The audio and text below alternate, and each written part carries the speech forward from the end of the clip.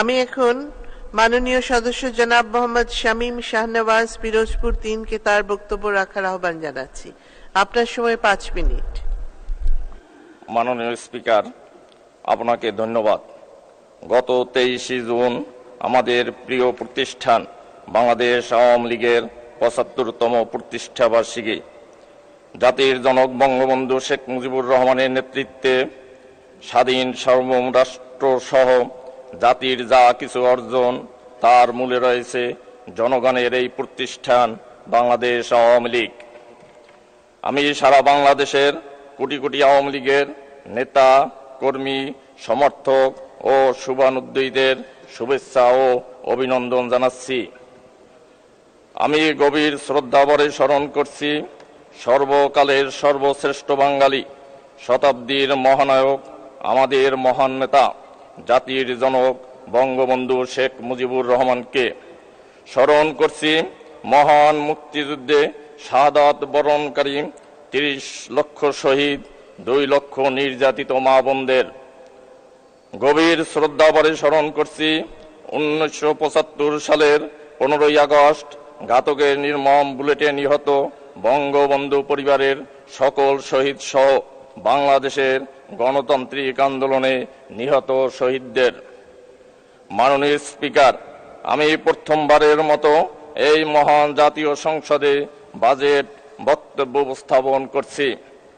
মাননীয় অর্থমন্ত্রী গত 6 জুন 2024-25 অর্থ বছরের 7,97,000 কোটি টাকার যে বাজেট উপস্থাপন করেছেন, সেই বাজেট অত্যন্ত প্রাসঙ্গিক ও জনকল্যাণমুখী।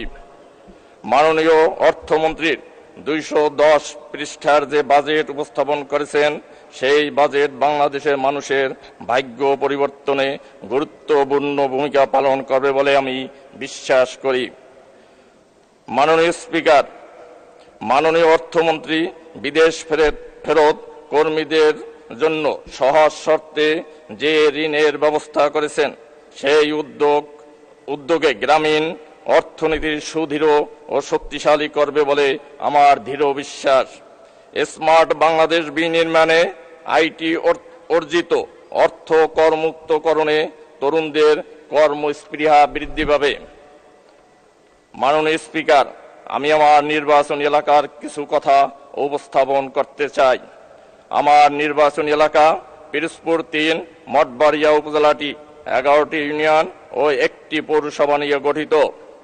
সম্প্রতি ঘটে যাওয়া ঘূর্ণিঝড় রেমালের ভয়াবহ তাণ্ডবে আমার উপজেলার বিভিন্ন রাস্তাঘাট, মানুষের বাড়িঘর, গাছপালা, গবাদি পশু, মাছের ঘের, শিক্ষা প্রতিষ্ঠান, কালভার্ট, ব্রিজ, বেড়িবাঁধ ব্যাপকভাবে ক্ষতিগ্রস্ত হয়েছে। ফলে মানুষ আজ পানিবন্দী, কর্মহীন, দুর্বিষহ জীবনযাপন করছে, যা ইতিমধ্যে মাননীয় প্রধানমন্ত্রী দেশরত্ন শেখ হাসিনা হেলিকপ্টার যোগে পরিদর্শন করেছেন। এজন্য আমি আমার মঠবাড়িয়া উপজেলার সমস্ত জনসাধারণের পক্ষ থেকে মাননীয় প্রধানমন্ত্রীকে ধন্যবাদ ও কৃতজ্ঞতা জানাচ্ছি। মাননীয় স্পিকার, আমি ত্রাণ ও দুর্যোগ মন্ত্রণালয়ের মাননীয় মন্ত্রী মহোদয়কে ধন্যবাদ জানাচ্ছি। খুব সামান্য হলেও তিনি কিছু টিন ও শুকনো খাবারের ব্যবস্থা করেছেন।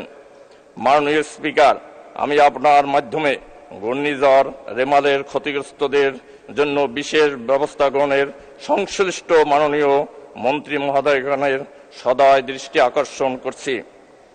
মাননীয় স্পিকার, আমার নির্বাচনী এলাকা মঠবাড়িয়া উপজেলার স্থানীয় সরকার প্রকৌশল অধিদপ্তর এলজিডির টেন্ডারকৃত বিভিন্ন রাস্তার টাকা তুলে নিয়েছেন ঠিকাদার, কিন্তু কাজের কোনো অগ্রগতি নেই। রাস্তাগুলো বৃষ্টিতে খানাখন্দ হয়ে পানি জমে মানুষের যাতায়াতে অচল অবস্থা তৈরি হয়েছে। আমি এই এলাকায় অবস্থানকালীন সময় আমার সাথে সাক্ষাৎ করতে আসা মানুষগুলো আমাকে বলে, আমাদের লুঙ্গি আর গামছা কিনে দেন, আমরা গোসল করে আপনার সামনে আসি। আর নির্বাহী প্রকৌশলীর নিকট অর্থসার ও কার্য সম্পাদনের অগ্রগতি জানতে চাইলে কোনো সদুত্তর পাওয়া যায় না। মাননীয় স্পিকার, আমার নির্বাচন এলাকা মঠবাড়িয়া পৌরসভার উপর দিয়ে পার্শ্ববর্তী 2 জেলা বরগুনা ও ঝালকাঠি জেলার উপজেলার সাথে এই পৌর শহর হয়ে চলাচল করতে হয়। তাই শহরে প্রচন্ড যানজট সৃষ্টি হয়। কখনো কখনো 1-2 ঘন্টা লেগে যায় পৌর শহর পার হতে। তাই এখানে জরুরি ভিত্তিতে 2 মিনিট।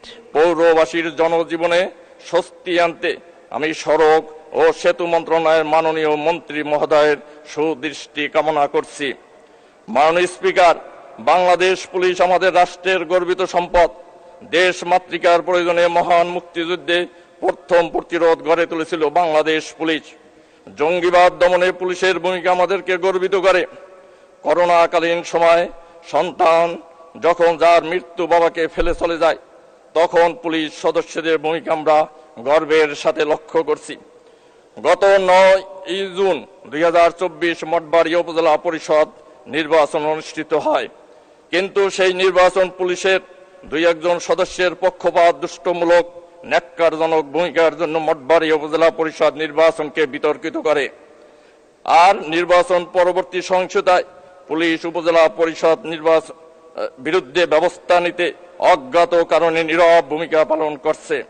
উপরন্তু নিরাপদ মানুষের বিরুদ্ধে মিথ্যা মামলা নিয়ে প্রতিনিয়ত হয়রানি করে চলছে। এ বিষয়ে আমি মাননীয় স্বরাষ্ট্রমন্ত্রী মহোদয়ের দৃষ্টি আকর্ষণ করছি। মাননীয় স্পিকার, আমার উপজেলার মাঝের চর নামক জায়গাকে পর্যটন এরিয়া হিসাবে ঘোষণা করতে বেসামরিক বিমান পরিবহন ও পর্যটন মন্ত্রণালয়ের মাননীয় মন্ত্রী মহোদয়ের দৃষ্টি আকর্ষণ করছি। মাননীয় স্পিকার, প্রাকৃতিক দুর্যোগ রেমালের ভয়াবহ তাণ্ডবে মানুষ যে ক্ষতির সম্মুখীন হয়েছে তা অবর্ণনীয়।